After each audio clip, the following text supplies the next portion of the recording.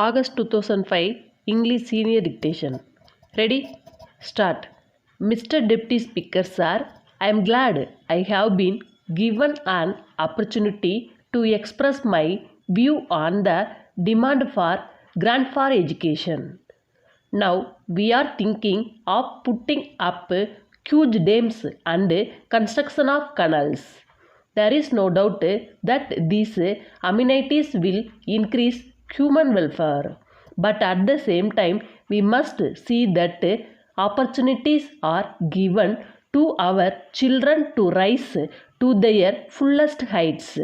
We have been doing things in a particular way all these years and we think it is impossible to do them in any other way. But if we are serious about education for our children, then I think that the whole problem requires a dynamic approach. I must say that our education minister has been thinking in a dynamic way so far as certain aspects of education are concerned. In this country, I think that primary education should be the basis for all other types of education. I would like to point out that it is a big problem to tackle. I am glad that a committee has been appointed to go into the question of primary education in this state and to suggest ways and means of tackling the present situation. I hope it will make recommendations which will enable us to solve the problem of primary education speedily in this state. There is another aspect to which I would like to refer. It has now become a fashion for us to say that the standards have gone down. I should like to know who has been responsible for the fall in standards. The education department is supervising educational activities. I have all praise for it. I know that all educational institutions are today manned by trainer teachers.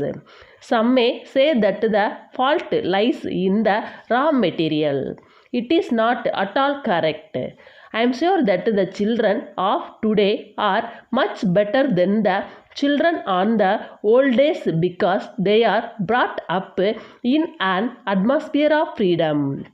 So it is the responsibility of this house to find out the reason for the fall in standards and to rectify matters.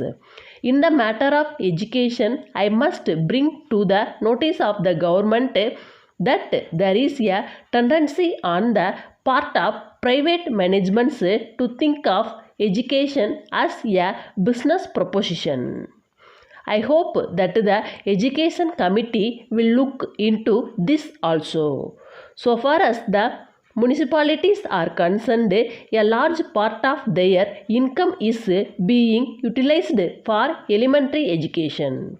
If the government take over this responsibility or find funds for running these institutions, it will enable the municipalities to provide other amenities to the people. I hope that the Honorable Minister will look into this question also. In this connection, I would like to point out that schools are concentrated in particular areas. There are labor schools, local body schools and other schools. All these are within a radius of 4 or 5 kilometers. I do not think that it will serve any useful purpose. I hope this matter will be looked into. Then there are single teacher schools. Whenever the problem of unemployment becomes acute, the government think of starting more and more schools so that the unemployed people may be employed as teachers. So education is thought of a means of providing jobs for unemployed people. So there is need for a basic change in the approach of the government to the problem of education. I hope that even primary school teachers will be selected on the basis of a competitive examination so that we may have good teachers. Letter from the National Paper Company, Lucknow to Messrs. Madhavan and Company, New Delhi. Dear sirs, we thank you for your letter of the 4th instant. You have requested us to supply you some quantity of good quality paper. At the same time, you have stated that you will pay the cost of the goods within 30 days of delivery. While we have no objection to supply you the goods as desired, we would like to tell you that we will not be able to give you credit facility unless we have definite information about your business standing since you are a new customer. We shall be much obliged if you give us particulars about how long you have been in this business and any other particulars which will enable us to consider your order. We shall be glad if you also give us particulars of any persons to whom we can make references in this record.